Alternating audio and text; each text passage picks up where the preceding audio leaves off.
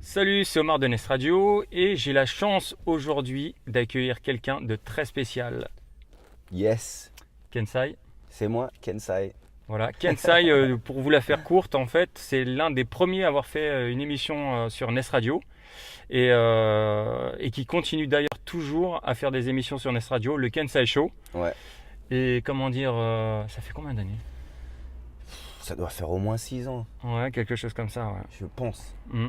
Il y a eu une petite pause, un Mhm. moment pendant 1 an, je pense, ou 2. Mhm. Mais je suis revenu en force. Voilà, exactement. Donc, Kensai ne fait pas que de la radio, il est Ouais. aussi producteur. En effet, voilà. Donc, la prod était venue avant. Mhm. Et c'est justement comme ça que ça a commencé. Parce que j'ai envoyé un des sons que j'avais fait à l'époque.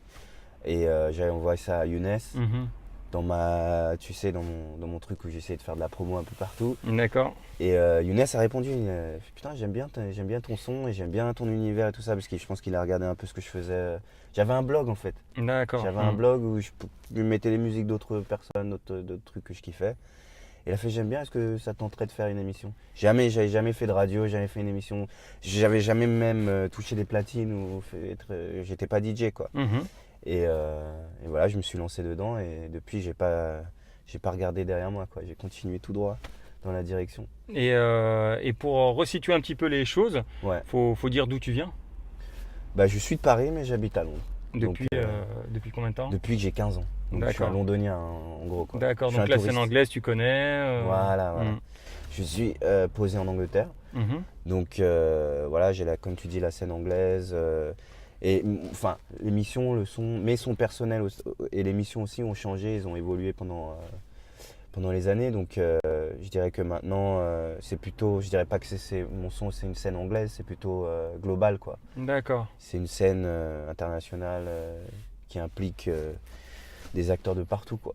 Au départ, tu étais très hip-hop, beatmaking. Voilà, Et exactement. maintenant, j'ai l'impression que ça a évolué au fur et à mesure des années vers quelque chose de plus. Je dirais pas fusion parce que c'est un peu des fois connoté, mais juste vraiment toutes tes influences avec quelque chose de plus personnel en fait. Voilà, c'est ça. Ça Bah, reste beatmaking, mais avec quelque chose en plus. Il y a quelqu'un qui m'a demandé récemment dans une interview qui me disait d'où vient ton son, parce qu'on ne peut pas vraiment le classifier. Mhm. Bon, c'est le truc typique, hein. Tous les sons maintenant sont un peu comme tu dis, des fusions, tu vois. Mais elle me demandait mais d'où ça vient, mais c'est vraiment en fait ça représente mon identité, hein. Mon son dans ma prod, mais aussi les sons que je joue sur le Kensai Show, Mhm. ça représente mon identité. Donc le côté afro-caribéen avec la prod. Tu vois, moi j'ai grandi avec cette musique-là. C'est D'accord. la musique Mhm. de mon héritage. Et tout ce qui est hip-hop, électro, ça c'est la musique que moi j'ai découvert dans mon expérience perso. Donc j'ai mis tout ensemble et voilà. Un shaker et. Voilà, exactement. Un cocktail. Mm. D'ailleurs, tu commences, j'ai même suivi ce groupe-là, tu commences à faire évoluer un groupe, Ouais. notamment un groupe Facebook, Oui, c'est ça, ouais. Future Tribe. Future Tribe. Ouais. Et donc le but c'est vraiment les gens qui sont dans la même plus ou moins longueur d'onde. Donc c'est en fait la world music, des sons un peu traditionnels. Mhm. Et donner un truc moderne, tu vois. Donc tu vois un peu le concept, tu as dû voir le Marvel, le Wakanda, comment il s'appelle, Black Panther. Ouais. Donc le concept de, tu vois, ce pays en Afrique qui est super moderne et tout ça, qui est un peu caché un peu de partout. C'est ça l'idée en fait, Future Mhm. Tribe, tu vois. D'accord. Mais ça va pas loin de, je pense, que ce que Nest Radio représente aussi, tu vois. Ouais, une sorte d'alternative un petit peu, on va dire comme d'habitude, au Voilà. rouleau compresseur industriel de la variété, etc. etc. quoi. Voilà. On offre autre chose qui est peut-être un petit peu plus authentique que le Wakanda, je dirais. Ouais. Parce que Wakanda, c'est un truc encore qui reste encore un peu trop sophistiqué ou trop occidentalisé en fait. Ok, ouais, je comprends. Mais, Je vois ce que tu veux mais dire. ce que j'aime bien dans le groupe Future Tribe et de ce que j'ai vu, Ouais. c'est que ça respecte autant les traditions en fait, Ouais. et ça les dénature pas en fait. Exactement, C'est juste que ça, c'est l'influence, enfin c'est un beatmaker qui va s'influencer de ça, Voilà. mais en recrachant sa version en fait, en Exactement. redonnant sa version de. Mais la source reste quand même le côté traditionnel. Ça, c'est vraiment le début, l'inspiration, tu La vois. base quoi. Mhm. Exactement. C'est pas. Et c'est justement moi aussi comme ça que ma prod a évolué. Mhm. Si tu écoutes mes prods avant, tu verras que le son principal était en effet hip-hop ou tu vois soul et tout ça. mais qui avait des petits éléments comme ça, parfois un peu afro, des petites voix, des trucs. Maintenant, ça a changé de sens. Tu vois, je suis plus inspiré par tout ce qui est traditionnel et après, je rajoute la sauce. D'accord. Après. D'autant que c'est nourri en plus par le fait que tu n'es pas seulement beatmaker, tu joues aussi des instruments. Ouais, bon, percussionniste. Ouais. Percussionniste, Ouais. voilà. Ouais, donc et je me débrouille un petit peu maintenant sur le clavier, mais vraiment vite fait. Hein. Non, en percussion, je t'ai vu en live lors d'un concert avec pas les Native Sons avec qui tu jouais, mais avec comment il s'appelle Il y avait un guitariste et un chanteur. Guitariste et un chanteur. Un guitariste et un chanteur. On était à Londres. À Londres. Un ami guitariste. C'était Mensa. Oui, voilà. Oui. Ouais. Donc je t'avais vu jouer la percussion là-dessus et des vidéos avec Native Sons. Ouais, voilà. Ouais, donc je fais toujours et j'inclus ça beaucoup dans ma musique aussi, quoi. D'accord. Donc j'ai une petite boîte comme ça qui est près de. Toi, tu kifferais ça parce que t'aimes bien les gadgets. J'ai acheté ça, une boîte. J'ai rajouté des choses dans les voyages et tout que j'ai fait. Mais c'est une boîte de percussion pour les enfants en fait. D'accord. Tu peux acheter pour les écoles. Et il y a un peu de tout, donc des différents sons. C'est des petits machins, mais ça pourrait être des jouets, mais en fait ça a des bons sons, tu vois. D'accord. Et donc je mets des petits shakers, des petits, tu vois, des cloches, des machins que je rajoute dans ma prod, quoi. D'accord. C'est fun, quoi. Super fun. Et au niveau de l'actualité, sinon en termes de production pure, qu'est-ce qui se passe actuellement? C'est-à-dire Est-ce que tu vas sortir quelque chose? Est-ce que tu... Non, je vais avec le flow. Going with the flow. D'accord, ça c'est un de tes titres. On le mettra peut-être en illustration. Ouais, non, maintenant tout ce que je fais, c'est les choses qui me viennent. Par exemple, j'ai un label, on en parlera une autre fois parce que c'est pas confirmé, qui m'a fait, qui voulait que je sorte un EP avec eux. D'accord. Un label assez dans ce monde-là qui est assez coté, enfin pas mal. Et voilà, quand les opportunités viennent, je le fais. Entre-temps, moi, je continue à produire. Je fais de la musique, je sors les sons, je partage. D'accord. Et voilà, quoi. Et en termes de radio, tu m'avais parlé d'une nouvelle opportunité en plus de Nest Radio, en fait. Voilà, ok. Donc, est-ce que tu peux nous en dire un petit peu plus? Ouais, alors, c'est une boîte, une nouvelle boîte à Londres, dans le quartier de Shoreditch, qui est pas loin de chez moi. Je pense qu'on y était, c'est possible. Ouais, on est allé une soirée ensemble quand tu étais à Londres la dernière fois. Tu te rappelles de Yumi? Oui. Une soirée qui était dans ce coin-là. Yoroshiku.